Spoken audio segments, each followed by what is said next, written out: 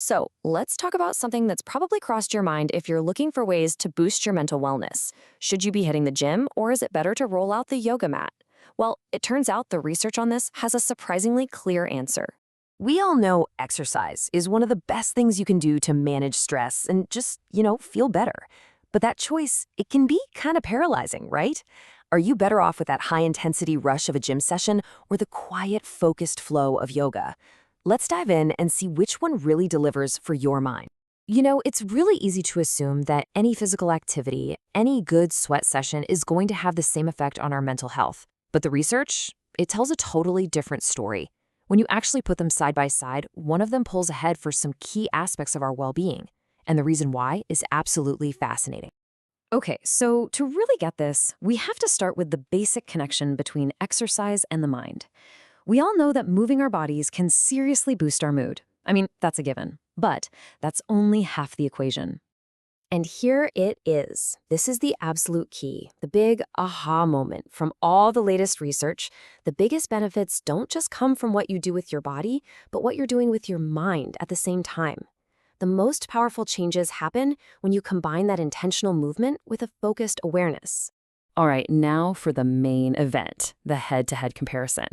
When researchers put traditional gym workouts and yoga into the ring together to see how they affect our mental state, well, a very clear picture starts to emerge from the data. So in one corner, we've got the classic gym workout, cardio, weights, really pushing your physical limits.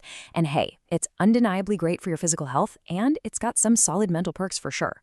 But in the other corner, we have yoga, a practice that literally fuses physical postures with conscious breathing and mindfulness. It's a true mind-body work. Let's kick things off with anxiety. And wow, the data here is striking.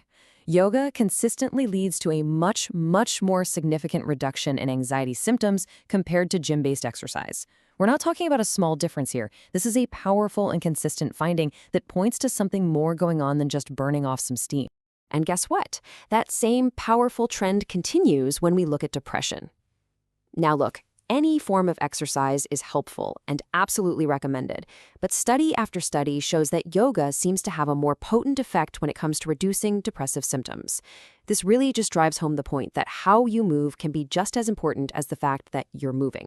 And finally, what about sleep? Sleep is a huge piece of the mental wellness puzzle. And here too, yoga comes out on top. People in yoga studies consistently report more significant, more sustained improvements in their sleep quality. And that has this massive positive knock-on effect on your mood and your resilience the very next day. The evidence is pretty compelling, isn't it? But what is going on here? What is yoga's secret weapon? Well, it all comes down to one powerful concept that traditional exercise doesn't typically train. It's this idea called deeper regulation. Think of it like a mental superpower that you build over time. It's the ability to notice your heart starting to race before a big meeting, and then consciously use your breath to calm it right back down.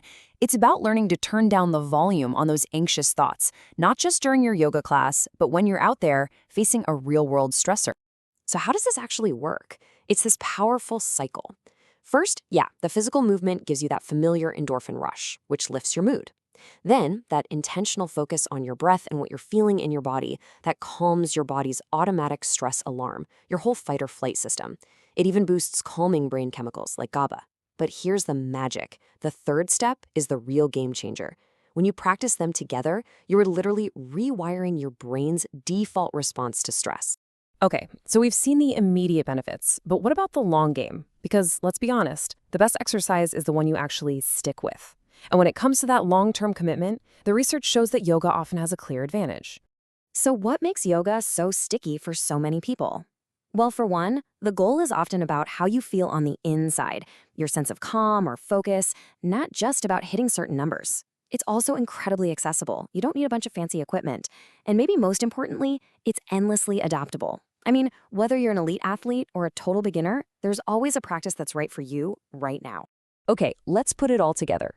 Here's the final breakdown to help you really think about which path, or maybe what combination of paths, is the right fit for you and your goals. This chart just sums it all up perfectly. A gym workout? It's driven by physical exertion. Yoga? It's built on mind-body integration. And that core difference is why we see yoga having a more profound impact on things like anxiety, depression, and sleep. And because it's so adaptable and focused on that internal progress, it just becomes a practice people are way more likely to build into their lives for the long haul. So the big takeaway here isn't that the gym is bad and yoga is good. Not at all. It's that if your specific goal is to find a powerful tool to boost your mental health, a practice that intentionally includes mindfulness can be a complete game changer. So the final question for you to think about is, what does your ideal blend of movement and mindfulness really look like?